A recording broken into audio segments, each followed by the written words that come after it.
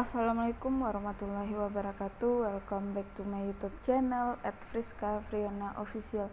Oke, adik-adik, khusus pada kesempatan malam hari ini kakak mau membahas ya prediksi ujian mandiri simak bukan simak deng prediksi ujian mandiri seleksi masuk Universitas Sumatera Utara untuk TKD Sejarah.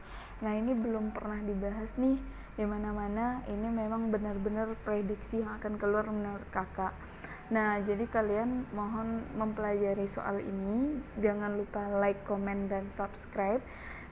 Pada intinya kita itu sama-sama membantu, adik-adik terbantu dengan soalnya, dengan penjelasannya, dan kakak juga terbantu dengan penambahan subscribe, like, dan share yang adik-adik lakukan. Semoga channel YouTube ini tujuannya dapat terus berkembang dan juga dapat membantu tidak hanya adik-adik di generasi sekarang, bisa juga untuk adik-adik kalian pada generasi selanjutnya. Doanya nih sebelum kita mulai masuk soal pertama, kalian bisa lulus di jurusan univ ataupun juga fakultas yang kalian inginkan. Univnya udah jelas ya, Universitas Sumatera Utara. Oke, orang Medan biasanya semangat ya, mungkin nggak hanya anak-anak Medan yang mau ke USU, tapi juga anak-anak lain yang mimpi kuliah di Universitas Sumatera Utara. Oke, langsung saja kita masuk soal nomor 1. Negara-negara di kawasan selatan developing memiliki ciri-ciri seperti di bawah ini kecuali. Nah, berarti developing artinya pengembangan ya. Ciri-ciri negara yang berkembang di bagian selatan apa nih? A, memiliki modal yang banyak. Berarti kalau yang developing itu akan dikembangkan. Nah, kalau di utara berarti sudah maju. Jadi di dunia ini ada dua kawasan, negara-negara yang ada di kawasan selatan yang baru akan berkembang, dan ada negara-negara di kawasan utara yang sudah sangat maju dan tidak lagi berkembang, tapi memang sudah mengalami yang namanya suatu fase teknologi modern dan juga titik puncak perkembangan yang pesat.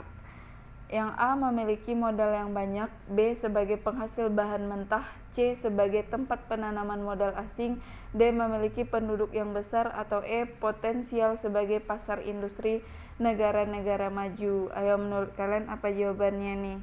Jawaban yang tepatnya itu adik-adik adalah yang A, memiliki modal yang banyak. Nah, karena modal yang banyak itu biasanya ciri-ciri negara di kawasan utara seperti Amerika. Nah, itu dia. Nah, intinya negara-negara yang maju deh. Ini intinya negara selatan dan negara utara itu pengelompokan antara maju dan berkembang aja. Oke, paham? Kita lanjutkan soal nomor 2. Kesepakatan damai antara pemerintah Indonesia dan GAM Gerakan Aceh Merdeka dinyatakan dalam A, Monumen Tsunami Aceh, B, Perundingan Perdamaian Helsinki, C, Cesaution of Hostilities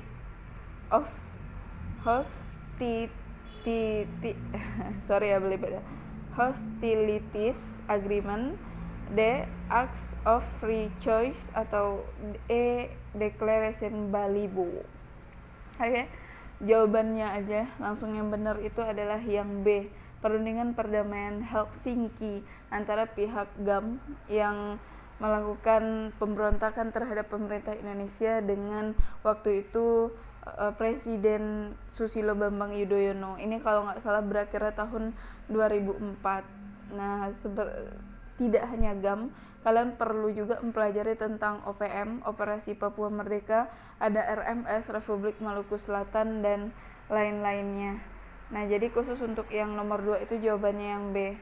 Nomor 3, organisasi yang didirikan oleh negara-negara persemakmuran yang kegiatannya antara lain memberikan bantuan kepada negara-negara selatan dan Asia Tenggara disebut A, ASEAN, B, Marshall Plan, C, Colombo Plan, D, MME, atau E, IGGI. Langsung saja jawabannya di sini adalah Colombo Plan. Nah, jadi sebenarnya bantuan ekonomi ini banyak, ada yang disebut dengan Marshall Plan, yaitu bantuan ekonomi dari Amerika Serikat terhadap negara Eropa Barat. Ada Molotov Plan yang tidak ada di option tapi ada berupa bantuan juga, itu bantuan ekonomi Uni Soviet untuk negara Eropa Timur. Nah, ada kalau MMA ini Masyarakat Ekonomi Eropa, ini sejenis organisasi global dan regional materinya. Kalau IGGI ini bantuan dana yang khusus dibikin forumnya oleh negara-negara luar, terutama Belanda, untuk membantu perekonomian Indonesia pada masa Orde Baru. Jadi jawabannya yang C ya. Nomor 4, gagasan terpenting dalam Declaration of Independence adalah A. Pembentukan Senat dan House of Representation, B. Pemilihan umum sebagai sarana demokrasi, C. Pengakuan hak asasi manusia, D. Penentangan terhadap sistem perbudakan, atau E. Terbentuknya solidaritas nasional di bawah protektor Inggris. Nah, apa jawabannya guys? Jawabannya di sini yang tepat adalah yang C. Pengakuan hak asasi manusia atau Declaration of Independence. Nah, nomor 5, dokumen yang berisi pengklaiman tanah Palestina oleh Yahudi Israel disebut A. Zionisme 1897, B. The Partial White Paper 1930, C. White Paper 1939, D. Balfour Declaration 1917, atau E. Pell Commission 1937. Langsung saja, jawabannya ini adalah D. Balfour Declaration, di mana waktu itu Inggris yang merasa berhutang budi terhadap Yahudi yang telah membantu mereka dalam memenangkan perang itu memberikan imbalannya berupa pengembalian si bangsa Yahudi ke tanah Palestina, karena dulu di zaman Nabi mereka terusir dari tanah Palestina. Nah, itulah titik baliknya di mana ada konflik Israel Palestina sampai sekarang, di mana Israel yang awalnya kecil dikasih tanah kecil oleh Inggris, intinya siapa yang balikin Inggris kayak gitu. Lalu sekarang sudah hampir menguasai tanah Palestina, di mana yang justru tertindas dan tertekan adalah masyarakat Palestina. Jawabannya yang D ya. Nomor 6, alasan Mahatma Gandhi menggunakan cara ahimsa tanpa kekerasan dalam memperjuangkan kemerdekaan India dari kolonialisme Inggris adalah A. Mengutamakan humanis, B.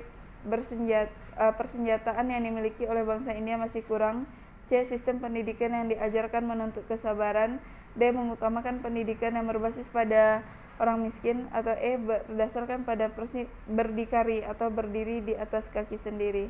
Oke, langsung saja nomor 6 itu jawabannya yang tepat adalah yang C. Sistem pendidikan yang diajarkan menuntut kesabaran. Ada ahimsa, ada hartal mogok massal, ada swadesi menggunakan produk dalam negeri sendiri, ada satyagraha ya. Jadi orang-orang India itu melawan kolonialisme Inggris, tidak perang seperti orang Indonesia melawan Belanda, melawan Jepang, ataupun perang mempertahankan kemerdekaan ataupun perundingan. Mereka hanya melawan Inggris dengan 4 cara, dengan tanpa kekerasan walaupun diserang. Jadi mereka tidak melakukan apapun ketika diserang dengan senjata ataupun lain-lainnya. Yang kedua, mereka tidak mau menggunakan produk-produk dari pabrik Inggris yang berada di India, bangkrut sendiri nanti Inggrisnya. Habis itu dia berdiri di atas kaki sendiri, dan dia para pekerja India yang bekerja di pabrik Inggris itu melakukan mogok massal. Nah, 4 cara inilah yang membuat Inggris pada akhirnya memberikan kemerdekaan kepada India dan meninggalkan India. Nomor 7 ya.